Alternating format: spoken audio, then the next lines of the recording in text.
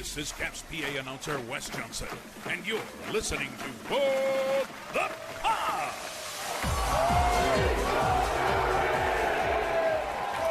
Hello, everybody, and welcome to a brand new edition of What the Puck. It is a Washington Capitals podcast, which means it's a podcast about your 2018 Stanley Cup champions.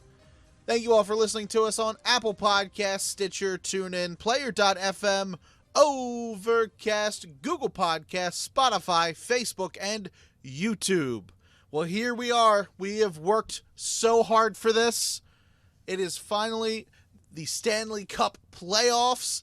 Round one is actually, as we're recording this on Monday, the Stanley Cup Playoffs begin tonight. But the Capitals don't get to shine in their game one until Tuesday. So we're here to get you ready for that as the Caps take on the Cats. Joining me as always, Coach Stan. What's going on, man? How you doing? I'm doing well. How are you? I'm doing good. I'm feeling good. So we finally have our opponent. There's been much speculation as the Capitals have been in the 8th spot for the Stanley Cup playoffs in the Eastern Conference, the last wild card spot since mid-February. Who were the Caps going to face? Was it going to be Florida? Was it going to be New York? Was it going to be Carolina? Now we finally know it's going to be those Florida Panthers. The first time, I believe, in franchise history, those two teams will be meeting in the Stanley Cup playoffs. So what do you think? Well, let's just go broad here. This is a team that seems to be on fire. The Panthers, I mean. The Capitals have kind of went out in the regular season with a whimper. So what do you see going forward with this series? How do the Caps and the Cats kind of stack up against each other? I mean, this Florida team reminds me of those early days of the Caps getting to the playoffs with the sort of running gun, the young gun era where they just score a ton of goals. And I think they were talking about this on Caps this morning about how Florida is one of those teams that finds themselves behind in third periods a lot, but then and is able to come back. And I think they were saying something along the lines that they're one of the top teams that's currently in the playoffs that has found themselves down by a lot, but is able to come back and get wins in the third periods. And the question is, can you pull that off in the playoffs when things are a little bit more gritty, things are a little bit more not clutch and grab hockey, but it's definitely more defensive than you kind of see. There's not as much openness as you might see in the regular season, which the Capitals certainly ran into issues with that, given all of their playoff failures during the Young Gun and shortly after that era, where if they go out and win the President's Trophy and get blown out. And so it's not unprecedented that the President's Trophy winning team gets knocked out in the first round. And unfortunately, we've learned that as Capitals fans. So I think it's certainly possible. I think Florida's goaltending is really good. I think that they have obviously have a very good team. There's a reason they had the most points in the league. But that doesn't mean the Caps can't come out and do something. I think when the playoffs start, anything can happen. And the nice thing is there's not a lot of pressure on them. Everybody is calling Panthers in 5 from what I've seen. Everyone is saying Panthers in 5. So if I'm the Caps, I'm going to this going, I got a chip on my shoulder because no one believes in us. We're going to see what we can make happen. And I think that's the mentality they need to have going into this thing is no one's giving them a chance. So we're going to do it ourselves. Yeah, I mean, like I said, the Caps like to be the underdogs. They like to be the bad guys in the, especially this season, the visiting team. They don't like being on home ice or playing well on home ice. But just this past Friday, I don't know if you saw it. Actually, no, I sent it to you on Friday. Ovi was up in the stands. He didn't play the game against the Rangers, and there were a bunch of fans kind of giving Ovi crap with Ovi suck chants, and Ovi loved it. Ovi was doing the Hulk Hogan. He was doing, the hand up to the ear. He was, brushing his shoulders off. Like, he was messing with the fans as much as they are messing with him. He was loving it, dude. He was loving being the bad guy there. So, I mean, it seems as if we are going to have a full-strength Ovi. It seems like it was just a precaution to kind of keep him out those last 3 games, which, I mean, I think I predicted that last show as well, that we were going to see no Ovi in the last 3 games of this season because this was just kind of like, whatever, this is who we're going to play. But like you said, the Capitals and the Panthers are very different in the fact that the Panthers are a young team, like you said, the young gun era of the Rock the Red era, I guess. That's what it kind of reminds us of. You look at that team, and then you look at the Capitals team. It's a lot of veterans on this team. Yes, there's Connor McMichael and Axel Janssen-Fjällby, but according to the lines just this morning at practice, it doesn't seem like those guys are going to get much ice time because it looks like they are going very veteran-heavy for this playoff run. Yeah, I think that makes sense. You want to go with experience, especially when you're I guess they are the underdog in this situation. They're the team that no one's really expecting to do anything in these playoffs, and this is outside of just Paul Bissonnette. But, I mean, I just was reading a thing from Ken Campbell. He thinks that it's Panthers in 5. I'm pretty sure Greg Wyshynski from ESPN, he might have said Panthers in 5. I can't remember if it was him or someone else that I was reading. But the Caps, they're not getting any credit, and to some extent, they probably don't deserve it based on their regular season play. How, they started really well. Then there was kind of the midpoint of the season where it was, and then they finished, really well, except for the last 3 games. But I really don't think they were trying very hard. Yeah. So I think that this is a team that can make some noise in the playoffs. A couple of things will have to go their way, and I think they're going to have to play better than they are, which you could probably say about any team in the playoffs at this point. But I think the goaltending is going to have to be phenomenal, and that if they get kind of shoddy goaltending or they get decent goaltending, then all of those predictions I think are going to be right. They need their goalie like Holtby did. I think and I'd have to go back and look, and I haven't because we don't plan out the conversations this much. But I think I would imagine that every Stanley Cup winning team, or even teams that get out of the first round, have a goalie that's playing exceptionally well. And we have just seen that so infrequently or so randomly with this Capitals team. We just have not seen the goaltending that this team needs to be able to get through the playoffs. And I think not having brought in a veteran goalie is probably not the reason this team, if they don't win the Cup, is not necessarily the reason, but it's one of the probably bigger reasons as to what cost them the playoffs. Now, I could be 100% wrong. They could go in and get outstanding goaltending and still lose. And that's just the reality of the situation. That's just the reality of sports. Sometimes you play really well and the other team just plays better. So, there's 2 things that's going to come down to, I think, with this team in the playoffs. Goaltending and Ovechkin's health.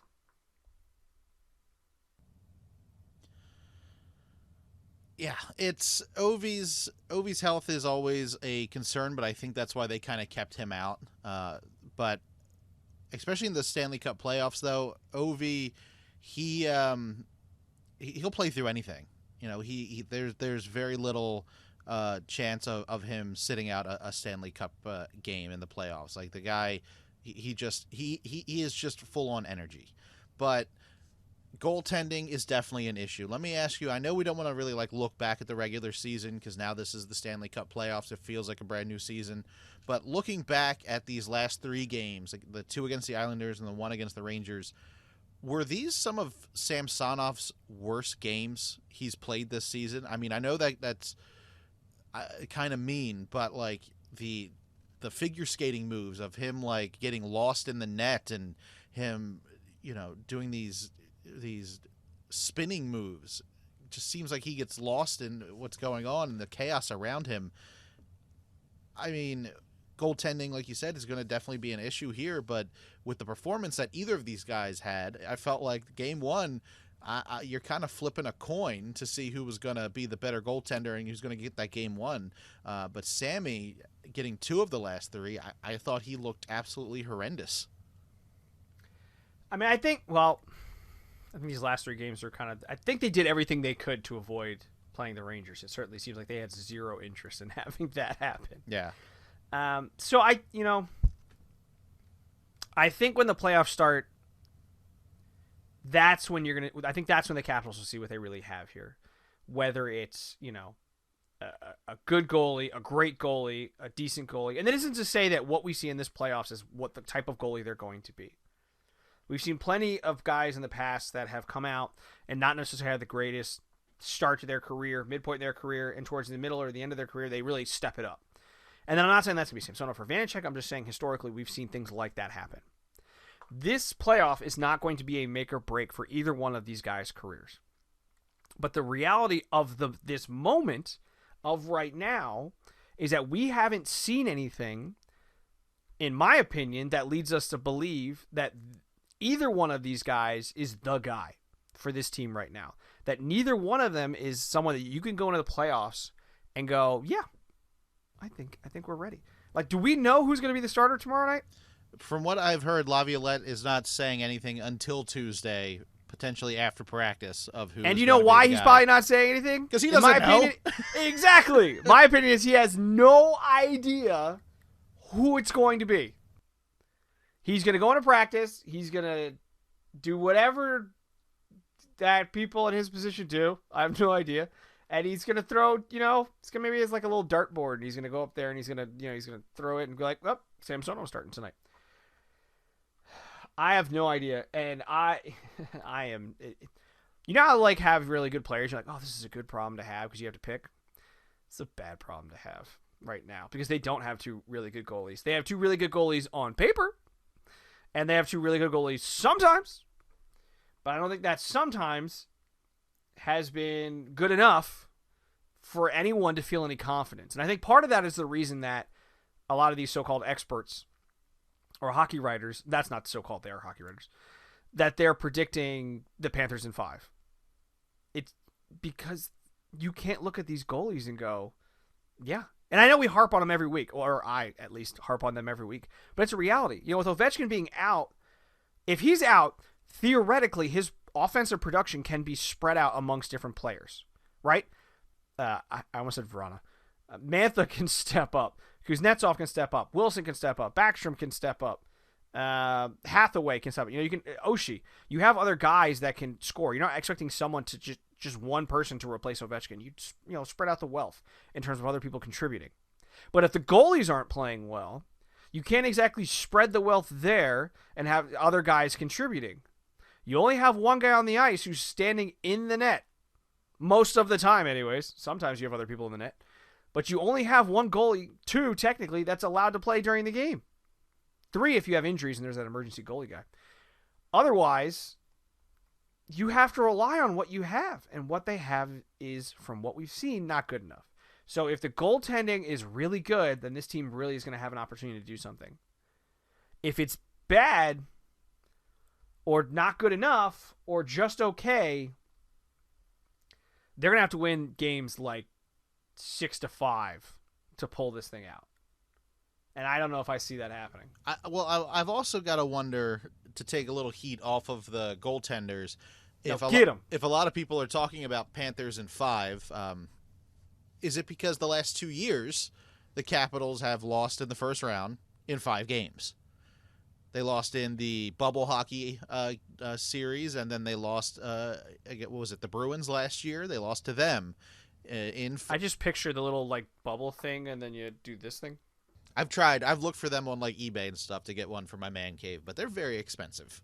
A lot of these pundits are probably saying Caps and Cats in 5 with the Panthers winning because the last 2 years, that's what the Capitals have done. I mean, it's in their history that they can't get past the first round in the last couple years because they haven't done it. They weren't able to beat the Bruins last year, and then they weren't able to... Who were they up against? Was it the Islanders in the bubble hockey, the July series in 2020? Wasn't that Tampa? I mean, I know they won. Was it Tampa? God, No. it's so sad that I don't remember the quarantined bubble hockey didn't miss era. Anything. Yeah, that was a bad one. That was so depressing. Well, that's because the world was depressing at that point. Yes, that's very true. That was the Islanders. I was right. Oh, it was the Islanders. You're right. Well done. Aha. Yeah, it was against Barry Trotz. Remember, because they started, everyone shaved their heads, and we were like, are they trying to mock Barry Trotz for this last game? But yeah, so that could be it. But they're also, besides the fact that history is not on the Capitals' side, it's not a 2-headed monster right now for goaltender. It's actually a 3-headed monster, as they have recalled Zach Fucale from the Hershey Bears. Yeah, but I wonder if that's just... Actually, I don't know why that is. I was trying to think about it, and I was like, well, Hershey has playoffs, so that's rude. But then also, why? Are they that, are they that not convinced I don't know. I don't like how I phrased that sentence. Well, but are they that like concerned that they're like, let's bring in this other guy who hasn't proven anything in a consistent NHL level? If you remember, I mean, maybe it works out and he plays great, but like, I don't know. I don't see it coming. If you remember last year, both guys went down in Game 1. Maybe they're just kind of worried that these guys won't be able to make it through Game 1 of the Stanley Cup Finals or playoffs. That's legit. I think that's a legitimate concern. I mean, that's reality in terms of what we've seen. You know, injuries happen, but you can't dress 3 of them. So, I don't know. And you can always recall him. So I found this move interesting. I don't know. Yeah, I don't know. I think it's kind of interesting that they would bring him up with how unsure of these goaltenders we are, that they're bringing in yet another one. Like, so. I mean, if I'm Hershey right now, I'm like, what? We have playoffs starting on Friday. Yeah. Give them back. We would like our goaltender, please. Rude. Although, didn't even ask. They just recalled him. Hershey Bears, did you see on, I think, Facebook, maybe on Twitter, but they put out the helmets of their 3 goaltenders, and all 3 of them have got like some sweet lids. Like, they are really good looking helmets. I mean, they got good colors up there in Hershey. Sure. For their stuff. I mean, I haven't seen this. Hold on, I gotta find. What is this Hershey? They put it on where? On Twitter? Let's see. It was on Facebook. Let me. Oh, why are there candy canes? Oh, that's probably. That's Phoenix. He's from North Pole, Alaska. Yeah, all right. That makes sense. Oh, these are nice. So the one that is all the way on the left of this, where it's the bear's mouth, there's another picture. If you actually go into the bear's mouth, there's little cap logos. That's really cool. I just noticed that. Oh, I do see that. Yeah. They have a little weagle. Yeah, it's cool. That's clever. These are good looking. I like these. And that's Down on the Farm, everybody, with Coach Dan and Brandon. Might as well. I do like Phoenix Copley's mask is matte. I like that it's not shiny. That's cool. I do wonder if you want a shiny mask so the lights can bounce off it and stop, make it harder for the offensive players to see. Yeah, potentially. VTEX is like has a matte finish to it. So I mean, I dig that. But anyway, so that's Caps helmets and Hershey Bears helmets with Coach Dan and Brandon. But you're welcome, everybody. yeah. So getting back to the Stanley Cup playoffs, so we're unsure about goaltending. We are unsure about Ovi's health at the moment. I think he's fine. I think sitting him out was just precautionary. He is an older guy now, just like us, so he needs that little extra time to rest. But right now, I think they're just keeping everybody loose, keeping everybody happy. It's interesting that they're putting Connor Sheary right now on the top line. So they are breaking up that TKO line that they brought back a couple weeks ago.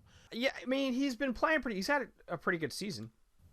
Oh, he's yeah. produced pretty well offensively. I think he's fit in well on that line when they've given him the opportunity for the most part. And I think part of it is also because it kind of keeps some of the players they want together. So I don't necessarily have an issue with it. I mean, he's 5th on the team in points. He's got 43. He's, he's ahead of, I mean, Backstrom is out for a bunch. I don't know what the points per game marker would be. If it's probably Backstrom would have been higher. But he's got more, he's got a decent amount of points. So I think it's necessarily the worst idea.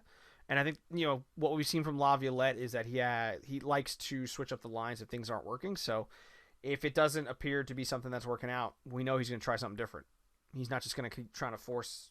He's not going to force it consistently if they are getting, losing or blown out or whatever the case may be. Yeah, so if you look at that, we've got Ovi and Kuzi, and then we have the 2 Swedes back together. JoJo, Marcus Johansson, and Nick Backstrom. They're on the second line together, so that's interesting that those guys are back together. Mantha Eller, some Oshie. Bicycles. That's right. The biking fiends that these guys are, being Sunrise, Florida. Get some nice weather. That's another worry. These guys are going to be like, man, this is pretty nice. I think we're ready to take off. Hit those hit the links because this is some nice weather down here in Florida. And then we have Johan Larsson, Nick Dowd, and Garnet Hathaway on that 4th line. That's a good line. I think they're doing really well. I really want to see what Larsson's going to do. Like, is he really going to go like all out because this is his first Stanley Cup playoffs? I feel like he's. I hope they all do. Yeah, oh yeah. But I think he's got a little extra to play for right now. I mean, yeah, it is his first, and that I feel like the first 5 to 10 minutes, those first couple shifts for everybody, especially someone who's, someone like a Favari, someone like Larson's older, but he's never been in the playoffs. Someone like actually, we don't have too many young guys at this point. So, like, basically those two dudes, I feel like, maybe Mantha even to an extent, they are going to need to get the nerves off. I think Florida's going to have a lot of guys that are going to be, like, running on sort of adrenaline for those first 5 to 10 minutes. So if the Caps can kind of weather that storm a bit, if they can kind of hold off them from scoring, then they can probably settle into their game a bit and try and impose what they want to do. But I think the first 5 to 10 minutes on Tuesday night is going to be a bit interesting. Yeah, and I mean, I think we saw that in the Bruins series last year. I think that these guys kind of came out swinging and they were all excited, but then it was kind of like they came out hitting. You remember that? They were hitting anything that moved last series or last year. But then it was kind of like, whoo, we got to do this for how many games? Oh man, like they got tired out real quick. We can't just play one? Yeah. Let's just do 20 minutes, guys. Come on. This is nonsense. So, do you want to give your... I guess you're not going to do it. You want to give your prediction for the series here? Or are we going to do that at the end of the show? Or you're not going to do it at all? I'm not doing it for the Caps because I am the kiss of death. So every team later on that I say is going to win, I apologize to the fans of those teams. Nope. So, all right. So, let's go over, like, real quick bullet points here. What are the keys to beating the Panthers? What do the Caps have to do to get the best of this 7 series? Goaltending needs to exist. We don't have it. All right, we're off to a great start. Ovechkin's health. He seems to be in good spirits. We're okay there. Yeah, I mean, he said he could have played the last 3 games if they were playoff games. Yeah. They were being cautious, which makes sense. All right, we're 1-1. And this is kind of a combo thing here, but it's good defense to shut down their top scorers. Carlson, Fehervari have worked well together. Yeah, I don't even mean those guys. I mean all 6 of them, even the forwards, all 5 guys on the ice need to play solid defense, better than solid defense, and stop them from scoring because Florida can put the puck in the net, and if you can keep them down, slow them down, slow the game down a bit, yeah, then I think they might be able to grind this out. So that's my 3: goaltending, Ovechkin's health, and good defensive play. Let's go with that. Brandon, yours? I'm right there with you. I agree with all the things you just said. I think Laviolette has kind of been known for taking teams to the Stanley Cup, and besides that, just making the team's defense better. And I don't know if we've seen that specifically from Laviolette in the way he coaches yet, but I have liked what Martin Fehervari has been able to do. I like what we've had from John Carlson and Martin Fehervari. I think that pairing has been really good. Trevor Van Riemsdyk, who pretty much had last year off. He was just kind of in very, very sparingly of games last year. I think he's kind of rounded himself out really well. And Dmitry Orlov, he can be suspect at times, but him and Nick Jensen seem to be doing really well. Justin Schultz has had a good season. The defense, though, they will have to step it up more than they have. I think a lot of the goaltending issues that we're having are not just on the goalies, but on the poor defense in front of them at some points in games. So this is Stanley Cup playoffs. Everyone has to bring their A game. Everyone has to do 110% every single night. This isn't going to be the OV show. This isn't going to be the VTech show. This is a full team effort. That's what happened in 2018. We need somebody, from the 4th line to show up and take those chances on net. We need all 4 lines rolling. Luckily, it seems like everyone's kind of healthy, except for Ovi, who took that bad spill. Oshie seems to be doing really well, even though he's had a rough go of it this season. But I agree with you. The key is the game. Good defense, good goaltending, and Ovi's health. And I feel like we've got 2 out of 3 for that. So can we get away with that in the first round? I guess we'll see. I don't know. I mean, it's gonna come down to what we talked about, and I don't know. I mean, I feel like if any of these games they start to get down pretty early, they give up a couple goals early in the first or first 10 minutes. I think Florida is going to be able to run away with it. That's my concern. My concern is that they're just going to blow them out. Yeah, we'll see. Anything else we should cover here in Caps World? A little bit of news. Team sent Joe Snively down. Did you notice, by the way, someone else pointed this out on Twitter, anytime that the official Twitter of the Capitals posts something about the team, about Joe Snively, they say that he's a native of Herndon, Virginia. Really? Every time. It's like, we get it. He's a local boy. Calm down. That's interesting. Yeah, every freaking time. Anyway, they sent him down to Hershey on a conditioning assignment, so he's allowed to play in their first round series, which we'll talk about in a moment. And then the Caps signed goaltender Garen Bjorklund to a 3-year deal. Well, it's nice to see what another young goaltender in the organization has an opportunity to do. All right, so is that all that's going on in Caps World? Yeah, man. All right, well, if that's it for what's going on with the Caps, let's talk a little bit about the Hershey Bears and maybe the South Carolina Stingrays as we go down on the farm.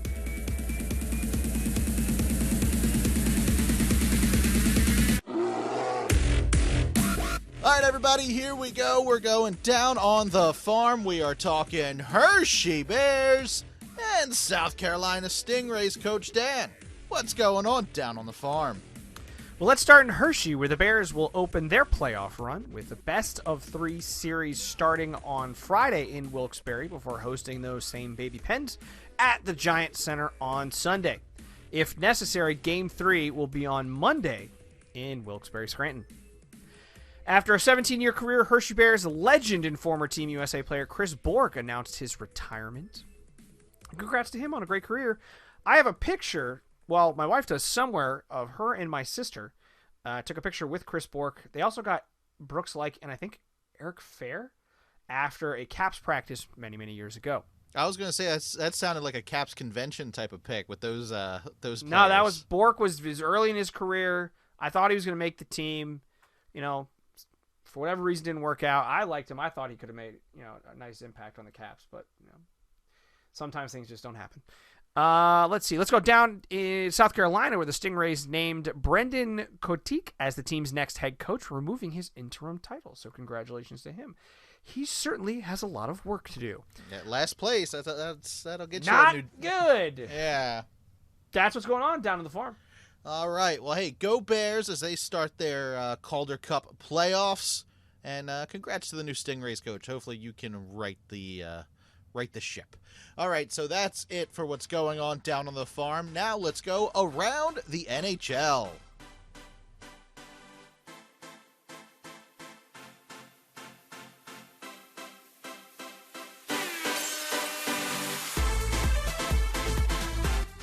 All right, everybody, here we go. We're going around the NHL. Plenty of stuff going on as the Stanley Cup playoffs begin tonight. So, Coach Dan, catch us up. What's going on around the NHL?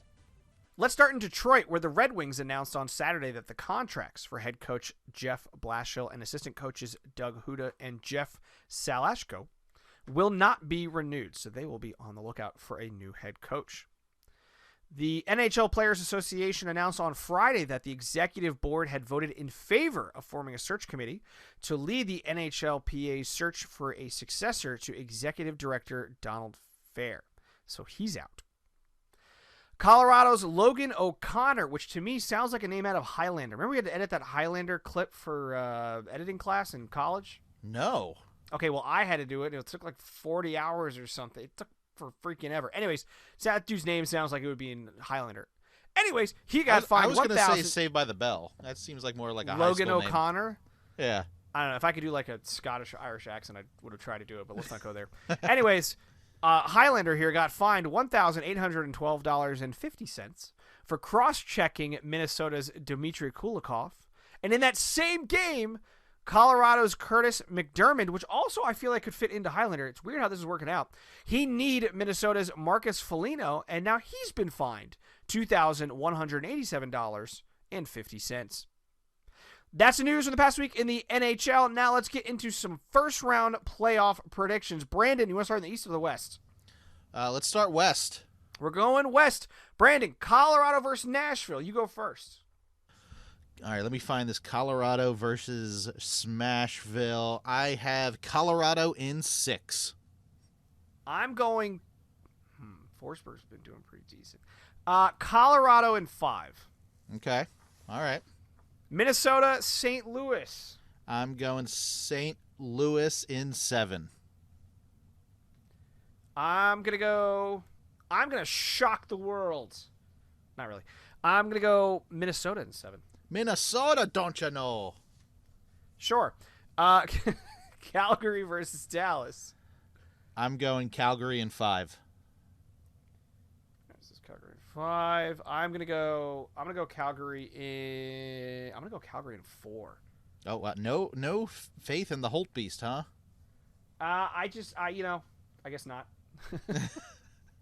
I just think Calgary's doing really well, and I think they're gonna pull it off. All right, Edmonton versus Los Angeles. I have Edmonton in 7. Ooh. I'm going to go Edmonton in... Let me think about this for a second. I think LA... No, I'm going to go... Their goaltending's a bit shoddy. I'm going to go Edmonton in 6. Okay. I've seen a think lot they of... lose the next round. I've seen a lot of pundits say that the Kings are going all the way. So All the way? Yeah, all the way. So I was like, I don't know if I picked the right team because I have them losing in the first round, but a lot of them have them in the Stanley Cup championship play or finals, I should say. I think Edmonton in 6. That's Edmonton mine. 6. Yeah. All right, Tampa, Toronto. I say Tampa in 7. I can't do what I've been doing to keep our TV, track of yeah. because they both start with the letter T. I'm gonna go Tampa in 6. Carolina versus Boston. I see a lot of people going for Boston in this regard. I have Boston in 7. Boston in 7. I'm going Carolina in 7. Rangers, Penguins. I have a lot of games in the East going to 7. I've got Rangers in 7. And I'm going New York in 5? Yeah, I'm going New York in 5. Okay. That's I will say I know you're not going to give your prediction for the Caps and Panthers. Yeah, you can go ahead. I'm keeping my mouth shut. For anyone who's new to the program, I am bad luck. Whatever I say is going to happen. So every team that I just said you're going to win, Edmonton, Calgary, Minnesota, Colorado, the Rangers. Actually, screw you guys. Carolina and Tampa Bay. I apologize to your fans. Yeah. I will put this out there. Bad. I'm like all the other pundits. I'm going Panthers in 5. Oh, Brandon, with no faith. I am going to say that I'm not making a prediction. My heart says Caps in 7. My head says Panthers in 5. It's going to come down to the goaltending, man. Yeah. Calling it now. So you have Colorado versus St. Louis. Correct. And then I have Colorado moving on to the Western Conference Finals. All right. So I have I think I think Colorado probably gets to the Western Conference Finals. I'm going to say it's the easy one, but Calgary probably gets to the Western Conference Finals. In the East, I'm thinking... Hold on. I'm going Edmonton in the finals. So Really? I apologize that I skipped over you. Yeah, for my my Western Conference Final, I have Colorado versus Edmonton. Wow. Who do you have winning there? Colorado. Okay. All right. All right. Over in the East... I mean, the Eastern Conference Finals is probably... Tampa always seems to turn up in the playoffs these last few years. I think they have a really good opportunity. Tampa, and I think the Rangers. Honestly, I hate to say it, and I'm impressed what they did. I think at the beginning of the season, I think both of us kind of gave up on them because they embarrassed themselves towards the end of last season. Right. But I think New York is potentially legit, at least for this season, and I wouldn't be surprised to see the Rangers losing in the Stanley Cup Finals. I have Tampa moving on. I have the Rangers moving on, and as the Stanley Cup Finals, I have Colorado versus the New York Rangers. Interesting. Who do you have winning? I have Colorado winning. All right. Well, Andre Burakovsky, 2-time Stanley Cup champion. I mean, it worked out well for Stan Kroenke. He's the owner of both the Colorado Avalanche and the Los Angeles Rams. What year was it? I was in New York when the Colorado Avalanche won the Stanley Cup they won the Stanley Cup, and I can't remember if it was against the Devils or if it was against the Rangers. I want to say it was early 2000s. But I remember wearing a Colorado Avalanche t-shirt around New York City, and I was a kid. I was a little kid, and, like, angry New Yorkers were giving me crap. I mean... Was it 2002? Well, I can't remember. Maybe 2000-2001 season. God, watch out for those New Yorkers, man. So I think it was all right, so it was Colorado and Jersey. Okay, that's what it was. Okay, gotcha. I remember being in New York and being not making a lot of friends walking around the streets of New York that night in my Colorado Avalanche t-shirt, but I can imagine. They probably don't appreciate it. Yeah. Hey, is that the show? Are we done? That's it, buddy. Let's wrap it up. All right, well, if you want to continue the conversation with Coach Dan or I, you can. It's real easy. All you have to do is tweet to either one of us. You can tweet to me at Brando Cash. Coach Dan, where can people tweet to you at? You can find me on Twitter at WTP Coach Dan, talking all kinds of Capitals-related stuff. I am sure I'll be very busy during the playoff games tweeting. I'm also on there talking about Arsenal Football Club, the Bills, Commanders. The draft just happened, as well as all sorts of other things related to the... I don't know what other things I talk about on Twitter. But hey, that's on Twitter at WTP Coach Dan. Did you see Kyle Brandt announce I guess it was a third-round pick for the Buffalo Bills? Yeah, that dude went nuts. In his Zubaz pants, and he had a buffalo wing that he chomped into the buffalo wing. I saw that. You read the name? I saw that. That was pretty funny. He hosted Good Morning Football that morning, got on a flight, flew to Vegas, and then went straight to the draft. So that was pretty cool. That dude he's living the life right now. I mean, do you see the pants? The Zubaz, yeah. Yeah, the pants alone, that dude does not give a you-know-what. He said on Good Morning Football this morning he actually tried to allow him to jump off the stage through a table, but because that's what the mafia does. But they're crazy.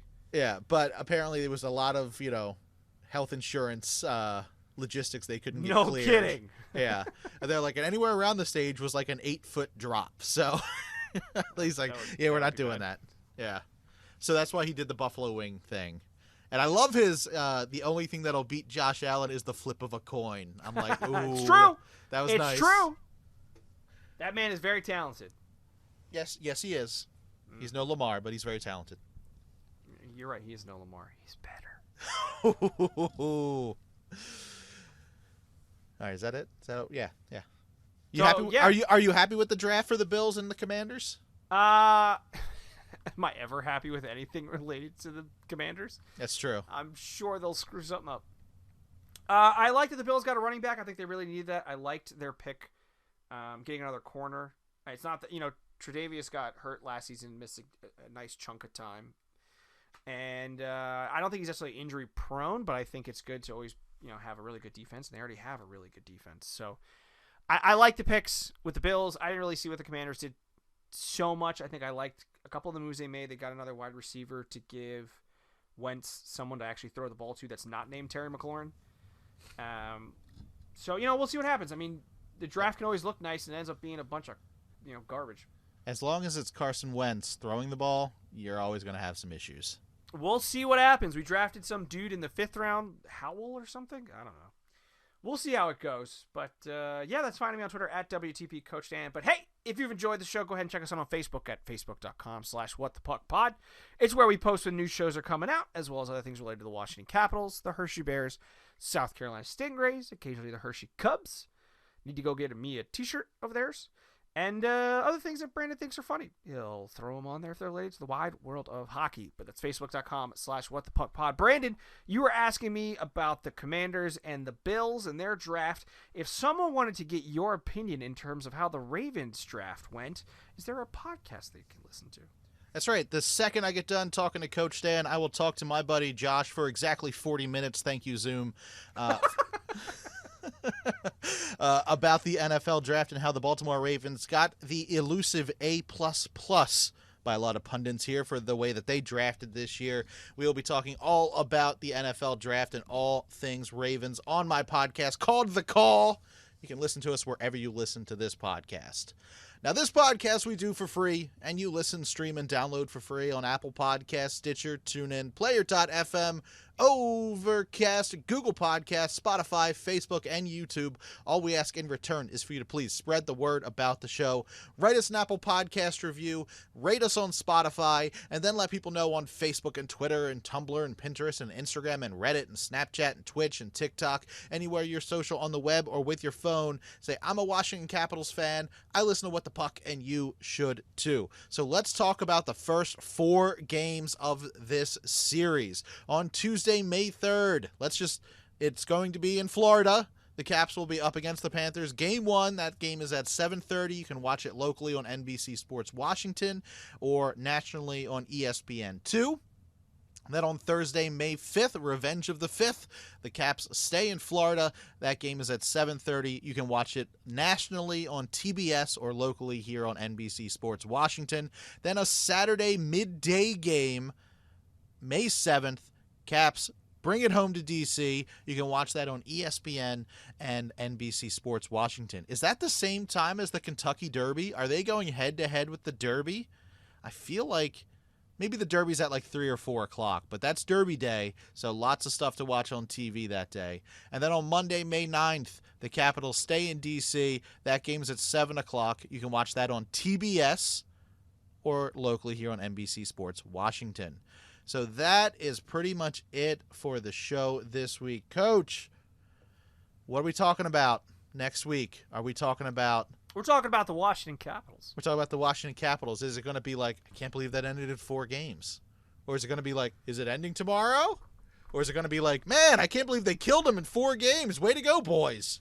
I think that we'll be talking about the Washington Capitals. I think we'll be talking about the goaltending. And I think we'll be talking about the forwards. And I think we'll be talking about the defense. That's good. That's good. I'm going to do everything I can to avoid answering your question helpfully.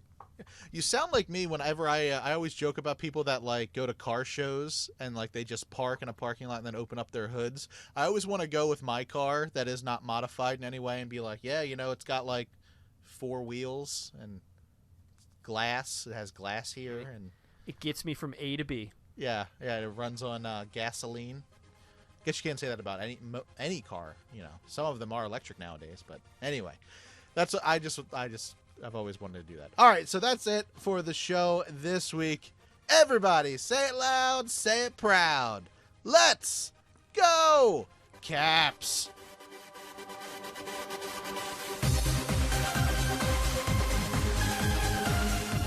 This has been a production of Brando Cash Entertainment. Music by DJ Wolfman. Voiceover by Sarah Jacks. For more information, go to brandocash.com.